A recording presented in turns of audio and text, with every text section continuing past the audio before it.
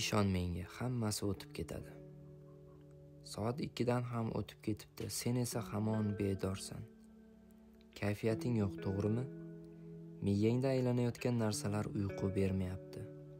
Boshingdan o'tganlarni o'ylaganda bir narsadan nafratlanadigan bo'lib qolganing, xafagarchiliklar tufayli yuragingda paydo bo'lgan o'sha siqiq va umidsiz vaziyatlar, ovqat yeyish xohishingni, sayru sayohat qilib zavqlanish havasingni, hatto uyqingni ham beliga tepdi, shundaymi? Eng yomoni esa suyanishga tirishayotganing o'sha ko'r umidlaring va minglab joyidan yamalgan balkilaring hayotingga kirishgan noloyiq insonlarni chorasiz va istamagan holda miyangda saqlashga sabab bo'lyapti. To'g'rimi? Ammo menga ishon, hammasi o'tib ketadi. Bir kuni hayotingga boshqa biri kirib keladi va hammasi tubdan o'zgarib ketadi. Bugun g'am dastidan, stressdan yoki seni asir qilgan o'ylar tufayli uxlolmayapsan-ku.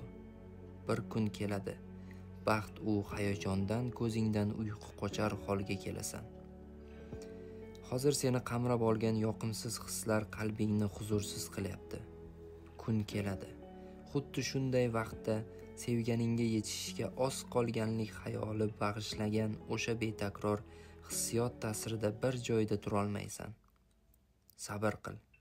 Bu soatlar seni nimadan mahrum qilgan bo'lsa, hammasini aynan mana shu soatlarda qaytarib olasan. Bu gaplarimga qanchalik ishonganingni bilmayman, ammo aytganlarimning bir kun muhaqqaq guvohi bo'lasan. Endi esa hayotingni qolgan yeridan davom ettir.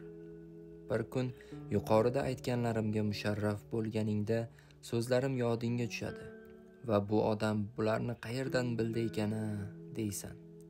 Men bunga mutlaqo aminman. Umidsizlikka tushma.